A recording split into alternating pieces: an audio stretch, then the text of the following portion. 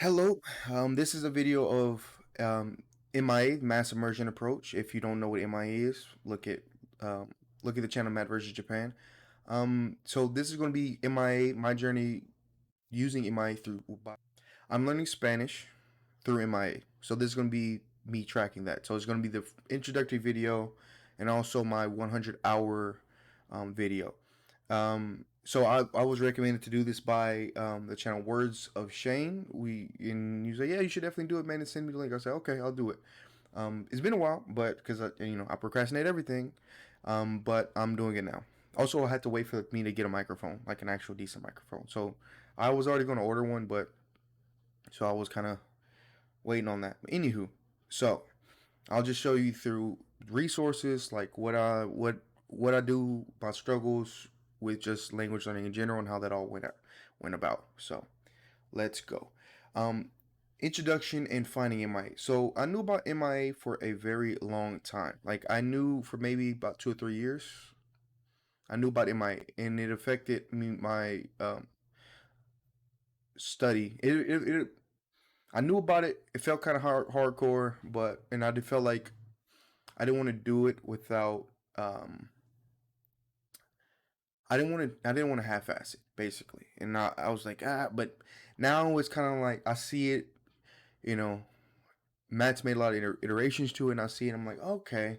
Also, I wanted to learn it using Spanish, and like I say, especially a couple of years ago, it was pretty much just Japanese, and it was you had to read a lot and try to figure out how you can make it work for Spanish, and it wasn't, and in a way, it's easier to make it work for Spanish, but it also is not. It's like it's just more stuff you got to look at and try to figure out and piece together. You got to understand the methodology really well. So at this point, I understand the methodology pretty well, but I still need to do it. So I get it, so it kind of clicks. Um, so I've been using MIA, obviously,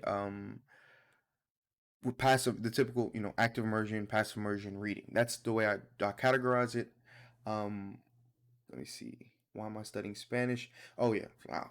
So I'm studying Spanish. I've always really liked Spanish. There's all the whole cliche. I've learned it in school. Didn't learn much. Don't Not even going to get into that. Um, but I've tried two previous attempts to learn Spanish through self study. Um, none of them really worked. At least because I didn't really know what I was doing. So I live in Texas. There's like 25 million people in Texas. Like 1 in 3 people are Hispanic, or even more than that. And I live in this particular city that I live in. It's like 40% of people are Hispanic. So Spanish is everywhere, and at least where I live. And you can't go a day without really hearing Spanish or reading Spanish or something. So I always liked that. But even on a cultural level, I always loved Spanish culture, cuisine, um, always really loved it. Really, not really a particular country. Mexico's all really cool, but I've also loved a lot of Latin American stuff. Brazil's also really cool. Think about learning Portuguese later. I don't know. Not gonna, right now it's Spanish. I'll go all the way. Previous language learning history. I I failed 2 times in Spanish, and I'm funny enough. I actually learned Esperanto. For you, those of you who do not know what Esperanto is a created language. It was created to be like a lingua franca, like a world language where everybody can use as their second language. I kind of just really liked it for just being a language. I mean, like the way you express yourself and the creativity involved with the creativity and simplicity involved with expressing yourself it was just what really drew me in. I got pretty good. I got to about a C1 level, so I'm around a C1 level in Esperanto. Definitely not C2. Like definitely not. Would need way my vocabulary would I would need to like double my vocabulary to get to like C2, or maybe probably not. It might not be that severe, but I'd have to increase it a pretty good chunk. But the thing about Esperanto is it's very similar to Spanish. It's really similar. It's like a interesting in between Spanish and English. Like it shares so much between both of them. Um, and so it's just a different fact. It's mostly in vocabulary, like retention. Like the vocabulary is very similar in Spanish. So between the similarities between English and Spanish and the similarities between Esperanto and Spanish, like vocabulary has been so far pretty easy. Um, Even some like grammatical structures are very similar. Like they wouldn't be in English, but you have certain grammatical structures that you would express this thought like this, in Spanish. So yeah, I think that's pretty easy. It's I think so that's definitely Grease wheels, but also even aside from the similarities between languages, the fact that I ended up learning Esperanto first was I mean it's tough because so I tried Spanish twice, and I now looking back I realized why I failed is because I was a STEM major, so I would always try and understand every single concept. So if I ran into something, I had to understand it there before moving on. Like I had to, like in my brain, I had to master it before moving on to the next subject, and that really messed me up with Spanish. So I would run into some weird grammatical structure. Like, wait, why is this a here, or why do you have this here? And it's like, why do they word it like this? Why is the word order like this? And so I would go on like a 2 hour dive of trying to figure out why exactly that was like that, and that just it held me back. So I did that. So my second attempt trying to learn Spanish, I was doing that, but for 3 months, every single day for like 4 hours. I was in a situation where I had nothing but else to do, and I had all day. So I would did that every single day, like at least 3 or 4 hours, every single day, uh, for 3 months, and I wasn't getting anywhere. And so I actually read an article like how Esperanto, if you hey you can learn this weird language called Esperanto, learn that for a couple weeks and it'll help you understand Spanish better, like understand it. And I was like, okay, cool. Did did that. So I was like, well, I did Esperanto for a couple weeks, and it got to a point where like at the end of just a couple weeks, I was like, all right, time to move on to Spanish. But then I realized I literally my Esperanto now is stronger than my Spanish after 2 weeks of it. So I kind of got addicted and just kept going. And then like 3 years later, it's like, oh, I should probably get back to the Spanish thing now. So that's where I'm at. But no, I think the biggest help with me now learning Spanish is the fact that like grammar stuff, I just get everything. Like grammar stuff, like just subject, object, verb, like what's an accusative, or if something's like the receiving action.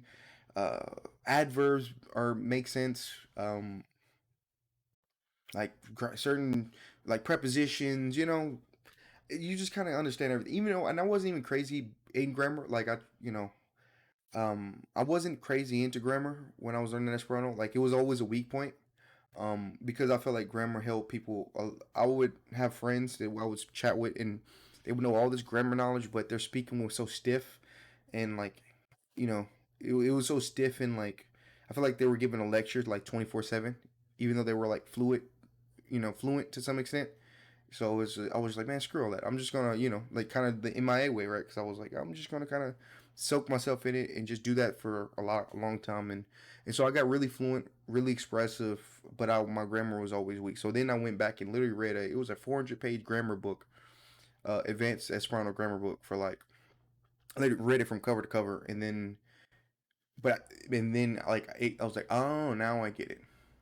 Um, I was like, oh, now I get it. But that was because I was already fluent and I had already heard this stuff like for like a billion times. Not heard it, but I've seen examples of it like a bunch of times, and I was and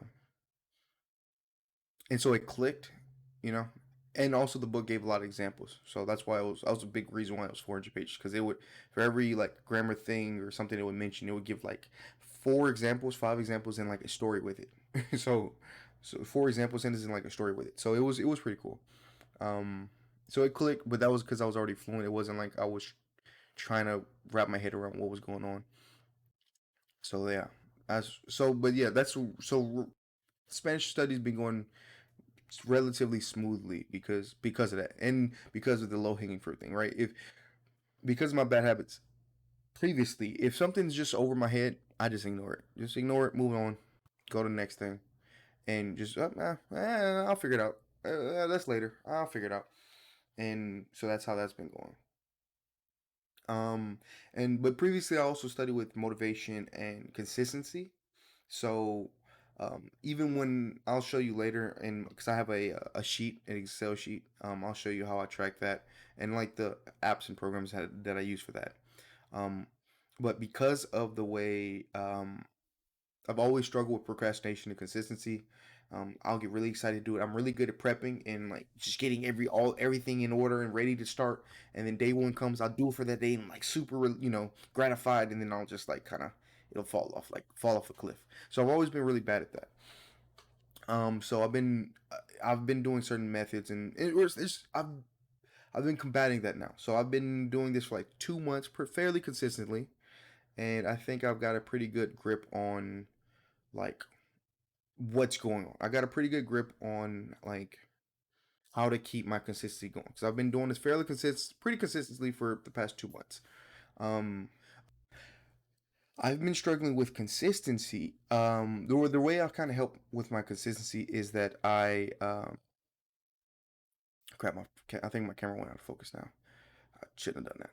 So I've just gathered as much immersion material possible, and so like my options are always open, and I'm just really fluid with my options. So if I'm like, okay, I don't feel like doing that, immersion today, then I'll be like, okay, you can not do immersion if you want. You just need to first scroll through, you know, um, all your resources. So like the shows, so I'll go on Crunchyroll and look at the dubbed anime, like the dubbed anime that I have saved, and then if nothing still interests me, I'm like, fine, okay, go to Netflix. If the stuff on your watch list doesn't, if you don't get like that'd be good right now. If you don't get any of that, okay, then go to your there's a show called a website called Cities Line, and it's basically like all your childhood stories are dubbed or childhood shows. So like Avatar: The Last Airbender, Dexter's Lab, Ed and Eddie, Danny Phantom, stuff like that, just dubbed into Spanish. Scroll through that your saved list of series for that. If you don't feel like watching it, okay, go to YouTube. No YouTube videos. You don't nothing kind of catch. Okay, all right, fine. Then. Okay, that's cool. Then you don't study today. Of course, that never happens. Usually by the first website, sometimes the second website. I'm like, okay, oh that'd be pretty cool, and then I'll watch that. And also, it's just like the second I'm fed up with it is the second I stop. That's the thing. My biggest problem is always starting, right?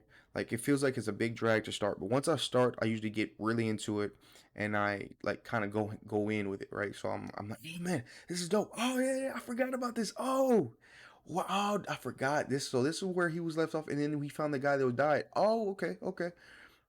Obviously I'm not understanding everything, but I'll make a point to where like if it's a really big moment or very impactful scene, I'll rewind, try to understand as much as possible of that scene. But if it's like they're all goofing around, I'm probably for the most part not gonna really um rewind, try to understand because it's like I mean this is kind of lighthearted moment. You can kind of get the feel of it, but if someone's like making a stand or somebody's about to die, or I'm like okay, I need to understand this scene, so I'll get kind of all the main points to keep me in the story. But yeah, so that's kind of how I've been dealing with it. I've set up a system to where like I said I got a bunch of immersion content. I've also made my workflow with Anki smooth because I would struggle even if I would get my immersion, I would struggle wanting to pull up Anki and do all that and fiddle around with it and or even save sentence cards. They were such a pain. So I just got more and more efficient at just making it as easy as possible to create cards and create with audio, with the picture, and with like I said, translation, example sentences, and things like that. So I just had to make it as painless as possible and just kind of refine. Words with Shane recommended that I use a study deck or like a vocabulary deck. It was like the 2000 or what is it? The 2000 or 5000. I deleted it, but um, I just can't do vocabulary anymore. Like I can't. Or just like vocabulary translation on the back. I just can't do it. Sentences are kind of fun, like sentence mining, because not necessarily when you're mining it, but when you're reviewing it through Anki, because you kind of remember that scene again. You're like, oh yeah, yeah, yeah. Oh man, that was so dope. Okay, yeah, yeah, yeah, yeah. It's like, and it's fairly painless. But with the vocabulary words, man, I burned myself out on that with that Esperanto because I was at like a low B2 level, and I was like, I felt like I was like, man, my vocabulary is so low, and so I downloaded like a seven. It was like a 2000 card deck. Ended up deleting like 300 because they were like trash. But the 1700 I would keep, but I would just save. like I would modify the definitions a lot, and I would just, so I would add a picture or I would add some other stuff to it, and so it helped my vocabulary. Yes, yes, it did. But by the end of it, and it was like a 3 month period, so I learned like 1,700 words in like 3 months. It was, yeah, it wasn't fun. Um, maybe 4 months. It was like, yeah, it's like 3 or 4 months. So I learned like 1,700 words in like 3 or 4 months. Uh, I didn't enjoy it. So I kind of got, so the thought of me doing that again with, well, like Spanish is like, man, I don't want to do it. I'm cool. I'm cool. I'll do the slower way with just sentence binding. Because sentence binding is kind of fun. You get it in context. You got the picture, audio. It's like high. You making your own cards so they're more personal. But just studying somebody else's sentence deck, even though it will probably help a lot. I'm over it. Um, so what next? Okay, so I do active listening or active immersion, passive immersion reading. What do I consider? I consider active immersion when I'm sitting down with something I'm sitting down at my desk or wherever I'm at, watching something with a visual element and giving 100% of my brain to understand that. I get sometimes it'll fluctuate or whatever. That's what I consider active immersion. Passive immersion is anything that's not that in terms of like listening or watching. So if I got something off to the side monitor and I'm doing something, it's passive. If I'm doing, anything that's not on me giving 100% of my effort to understand this with a visual element, then that's not active immersion. So I need to get at least active. Oh, act. I need to get at least 1 hour of active immersion a day. And also, like I said, how I also combat my procrastination issues or whatever is that I also need to get like my minimum I need to hit is 1 hour of active immersion a day. The other ones don't matter. So passive immersion and reading are just kind of bonus. But I need to get an hour of active immersion every single day. Um, Typically, and if I really don't feel like it, just get like 5 minutes, man, and just call it a wrap. Just whatever. But you won't count that. Like I have a habit tracking app, so I count each day that I've studied. I won't count that for anything less than an hour a day. Um, so that's how I do that. But so typically, most times I get higher than that. I'll get like an hour and a half to 2 hours. So now recently, like the past week, I've only been doing like an hour. I've been like, screw that, I'm getting an hour, I'm done. But that's how I'm able to keep it, you know, engaging for me or keep it up. So I give myself a really low floor because previously I was like, oh, I want to get like 3 hours, 5 hours of active immersion so I can really see my progress. Don't do that. I couldn't keep up. I would be like, because I'm like the kind of person like if it's too stressful, I don't care how important it is. I'm like, man, screw this. I'm not doing it, and I don't do it, and that's a problem. So it was a problem then with other life circumstances. I was like, screw this, I'm not doing it. And then, so I need to keep that in check. Um, so yeah, that's how I did. With my reading, usually I'll be reading. I have a time tracking app. So if I'm doing active immersion, I press one button. I press a button on my home screen on the widget. I just press active immersion button. It starts keeping track. When want to take a break, I just stop it and count that as one session, and then I come back, press the button again before immersing. Same thing with reading. Same thing with active immersion. Active immersion is a little different. If I'm in the car and I'm listening to something, then I'll do that normal what I did with there. But usually, if I'm like sometimes if I'm dozing off to sleep, I'll turn on a podcast or something. But I won't leave it running. I'll listen to the podcast or whatever the thing that I'm immersing while I'm dozing off to sleep. And if I finish an episode, I'm like, oh wow, that's the end of the episode. Okay, then I'll add that into my past immersion. But if I don't, if I end up going to sleep in the middle of the podcast, I don't add none of it. I'm like, I don't add it as immersion because I feel like I'm like dozing off. I was barely paying attention anyway. So yeah, I'm pretty strict with it. I don't stop a lot though. Like once, like I was, because even if I'm sentence mining through like active immersion, like if I pause it to sentence mine or to mine a sentence, I just keep it running. Like I can't keep pausing and stopping because sometimes because I tried to do this at first. What ends up happening is I'll pause it because you can't pause it. I'll pause it the timer and then press play when I'm going back to immersion. But sometimes I'll forget to press play, and I'll be like an hour and a half into immersing, and then I'll look and I only have like 10 minutes on my active immersion timer. I'm just like, oh. So I was just like, screw it. Like it's gonna be murky. It's gonna be unclear. Like if I look at my, let's say from a year from now, and it says I have like 800 active hours of immersion. Like even if I'm immersing in something, that's not accurate. It's a ballpark figure, which is what I want it to be. Like if it says 800 hours of active immersion, it's not like, whoa, that could be 300 actual hours.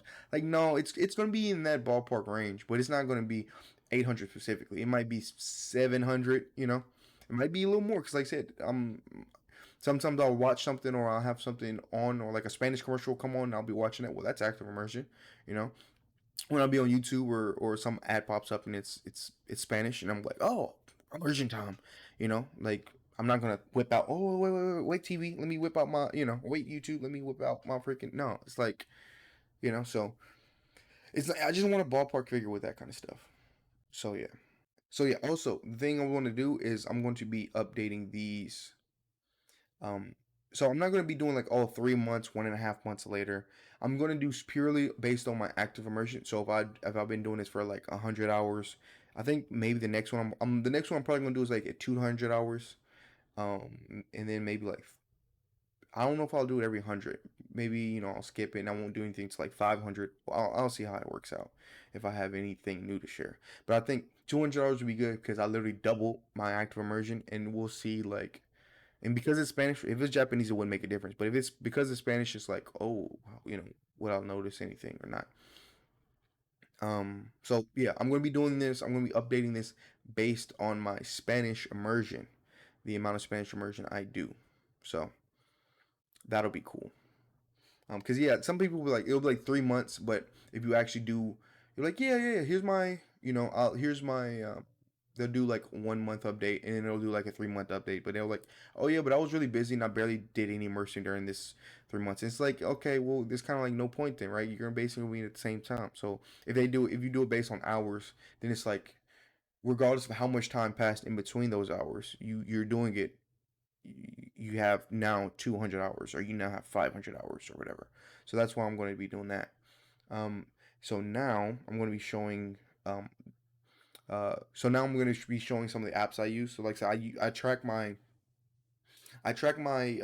immersion with um, I have two apps on my phone. One is literally a time logger, so that's the one I press and it just keeps track of exactly the time that I'm doing.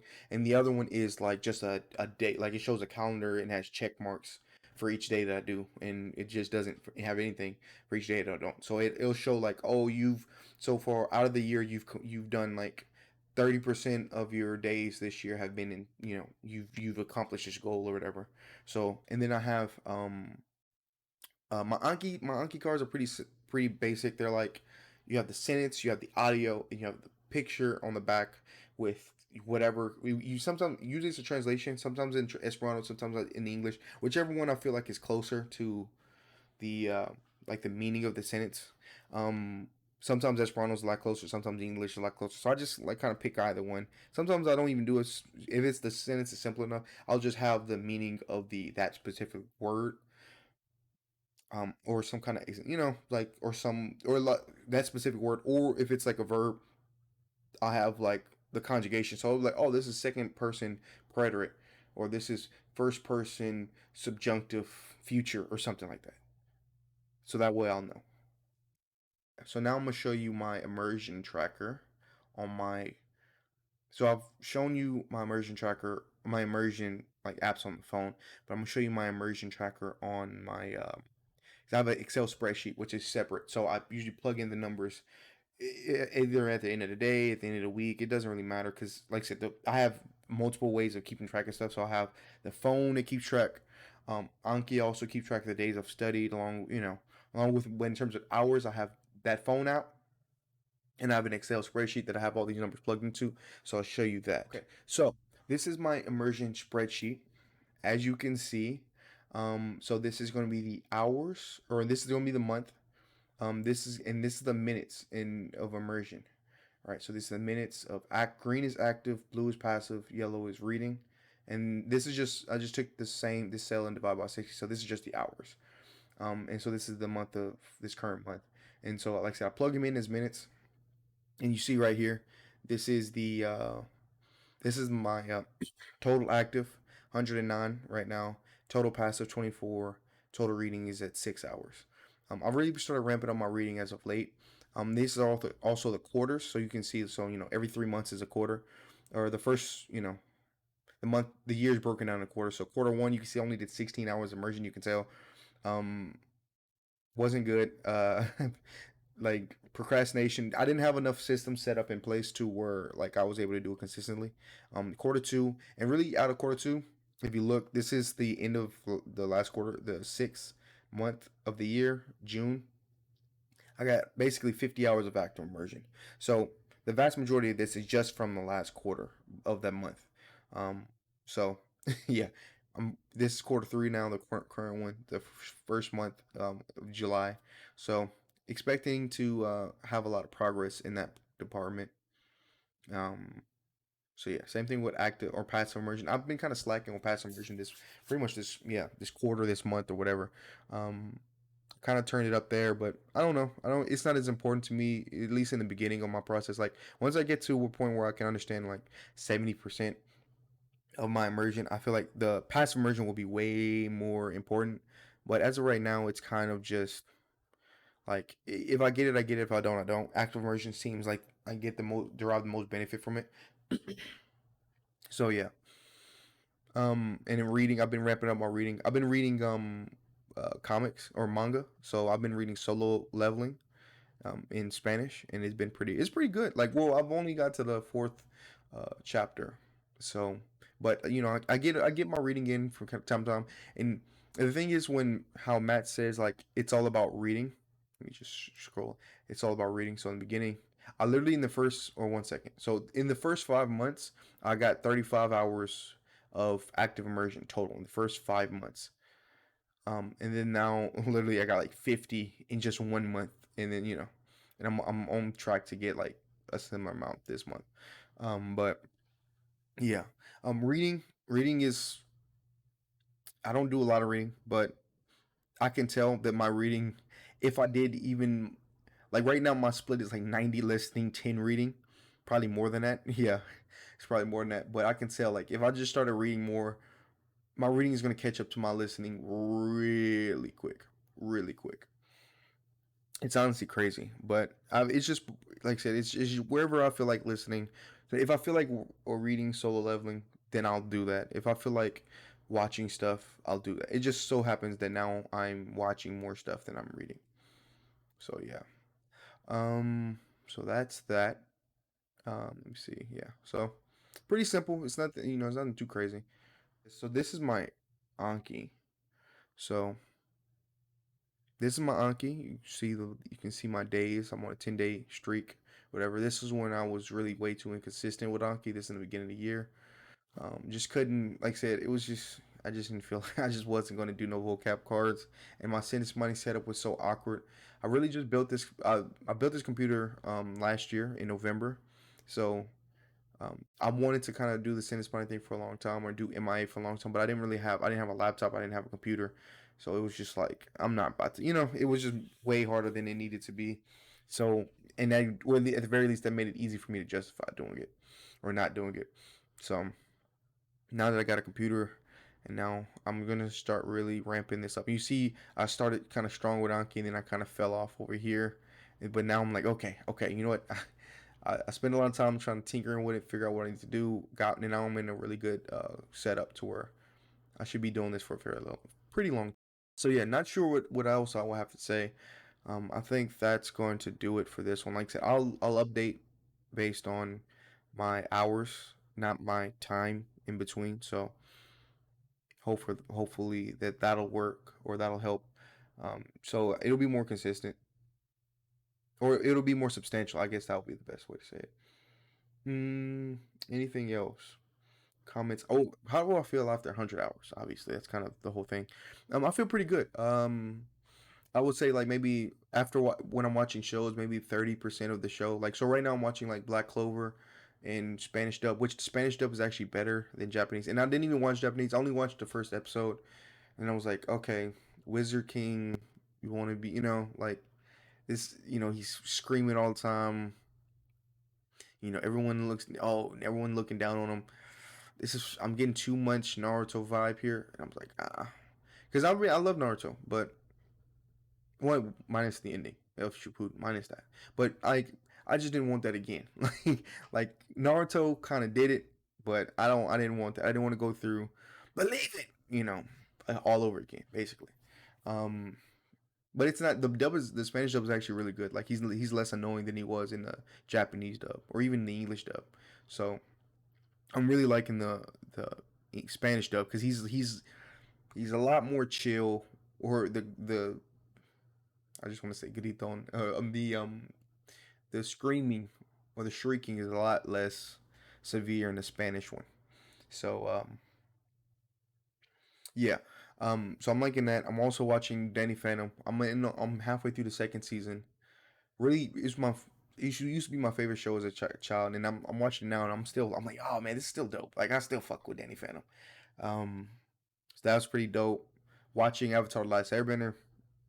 Don't need to say much about that. You already know. Amazing show. Let's see. I tried to watch Dragon Ball. I watched in the beginning. I couldn't really watch it. It was I forget how slow the beginning episodes of Dragon Ball were. Well, Dragon Ball is slow to begin with, but I just wasn't in the mood for watching Dragon Ball Z all over again. So not Dragon Ball, but Dragon Ball Z. I wasn't in the mood for watching Dragon Ball Z all over again. So that's out of there. What else have I been watching? I watched Cars. Oh man, I love Cars. Love Cars. Watched it, enjoyed it. In the Spanish. Spanish dub was really good. Except this that's the only thing when you're watching the dub. Some performances aren't ever going to be able to recreate in English, and I guess it's going to be like that for every language. But like Mater, the car, like Larry the Cable Guy, like come on, you can't. There's no Spanish. You can't translate that. Same thing with Kung Fu Panda. Love Kung Fu Panda. You can't really translate Jack Black's performance. Like even everybody else was great. Like the cast and you know Spanish Poe was good too. But it's just like they literally made the character around Jack Black. So you can't really translate that well. So, but it was still really good. Still really enjoyed it. Any other movies I watched? Not really. I don't think. Maybe one more that I'm not thinking about, but not really a lot. I would say that yeah, generally I feel like I'm understanding around like 30%, and like I said, that's just because so much of the vocabulary is the same, and the speed kind of gets tough. In the beginning, the speed was really tough to kind of parse, but now it's like, oh, the thing now is I understand what words exist. So when you hear something you don't quite understand, you're like, oh, it could be maybe this word or that word, maybe that word. But like, if you don't have any words that you just hear just a jumbled mess of sounds, and you just have no idea what word it could be. So the speed has gotten a little bit easier, but we got a long way to go, folks. I'm maybe at least 500 hours or so until like the speed is like I'm like oh I'm comfortable. I'm like oh, okay, I got you. I got it. This makes sense. So, anything else?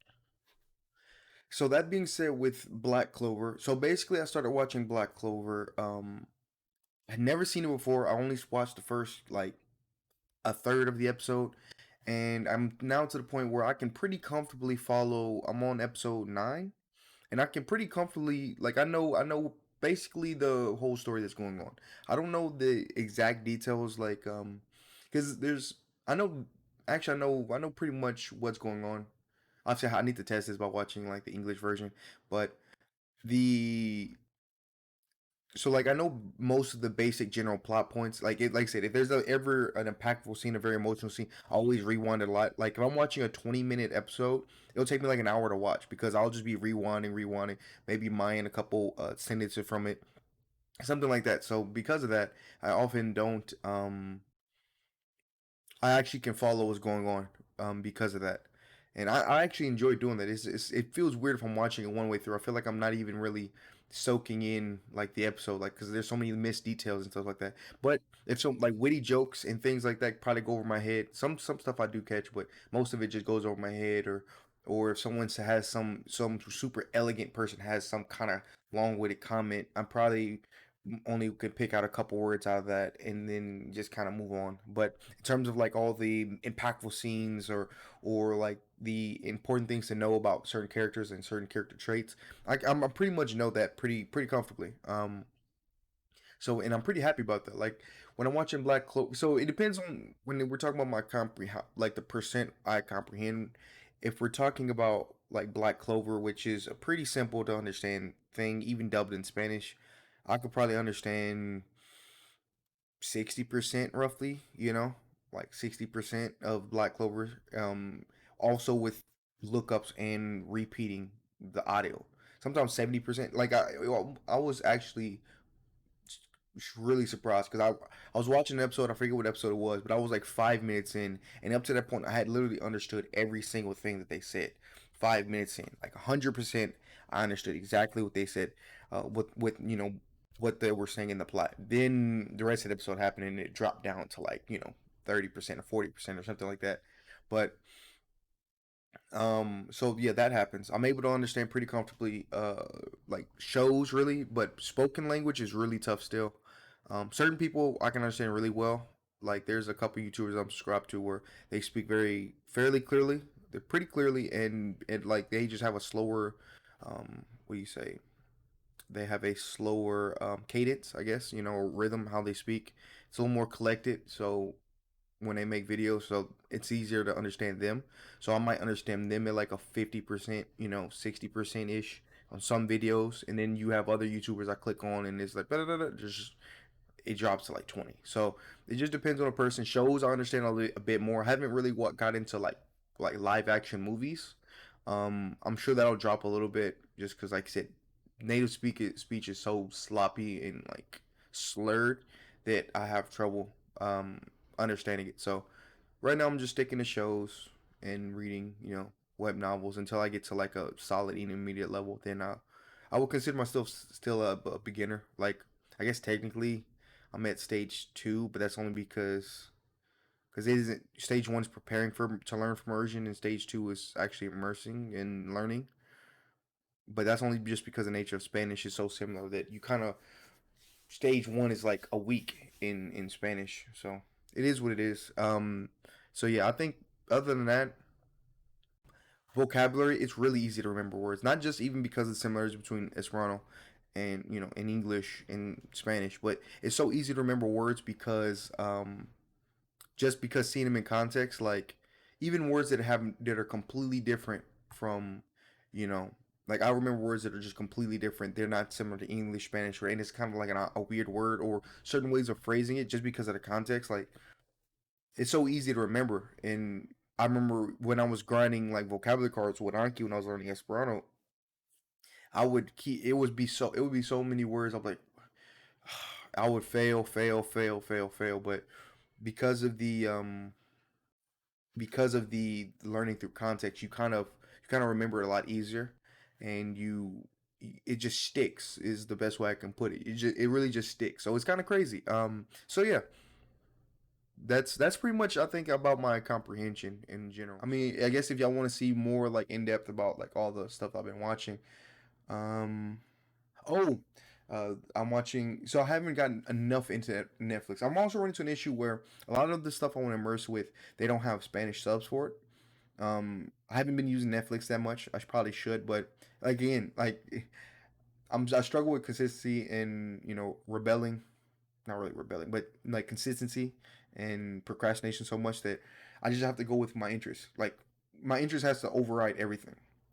So right now I'm really enjoying Black Clover, and I jump between shows. Like I said, I'm halfway through Danny Phantom. I started Danny Phantom, in January, and I finished the first season maybe a month ago, and it's only like 20 episodes. So I got sick of Danny Phantom after I finished first season.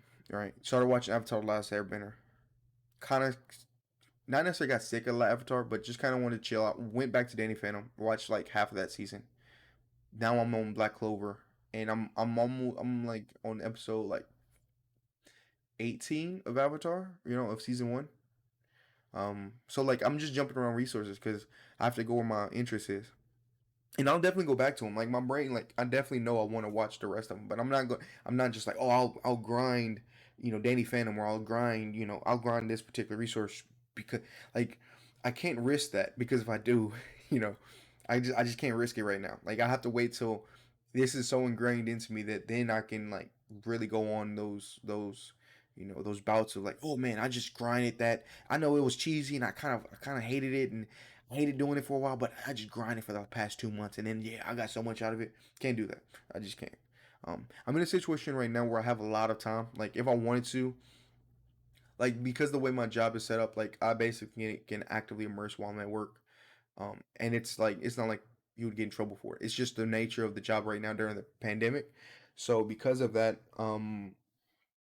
if I wanted to, I can get like 6 hours of active immersion a day, easy, like easy. I can get 6 hours. Um, and that's not even counting when I'm at home. That's just I can get 6 hours active immersion when I'm at work, and then when I get home, I can do more.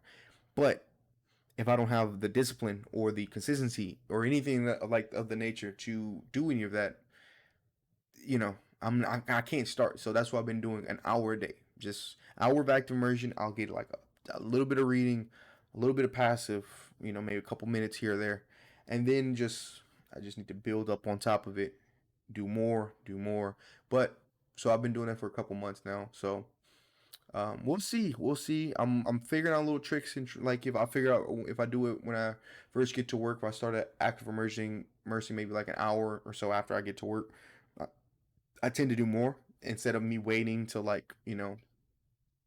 waiting till like there's only like 3 hours left in a work week. Because typically I found when I get home, I don't do any more active immersion. Like I don't. Once I get home, it's late. I don't do anymore. I have time before work, and I have like 4 hours before I go to work, and I have like more. Most of the time when I'm at work, just due to the nature of this whole pandemic thing. So yeah, I could potentially get easily. I mean, I could potentially easily get like 6 hours of just active immersion, not including reading. Um, well, I guess you would include that. So like 6 hours of active of immersion, whether it be reading or active. So if I play my cards right, I'm starting low in the beginning, but as I get better, typically what happens, at least what happened with me in Esperanto, is I kind of BS for the first little bit, right? And then, but once I got to like a B1 level, then I got really addicted because it's like, whoa, like I can understand this. Oh, I can understand this. Oh, and then then that's when I kind of got like addicted, and then I was just like studying every day, all the time, because it didn't feel like it was just once you get to a point where you actually do feel like you're there, like oh my gosh, like I can understand like 70% of this, like no problem, you know. Then that's when I'll feel like I'll definitely be hitting like 5 hours of active immersion, 3 to 5 hours of active immersion a day. Um, it's just I need to bite my time a little bit. So yeah, that's the end of this video. I'll be posting another update video at 200 hours of active immersion. I'll see how it goes. I'm still figuring out a lot of this stuff, a lot of my process, a lot of how I'm doing. So definitely, if you also want to see anything else from me, like or you want to see like the shows, or if you have more questions about like Esperanto or anything like that, or like how I learned that or anything like that. If you have anything, just let me know in the comments, and I'll get to that and see how we go. So yeah, have a good one.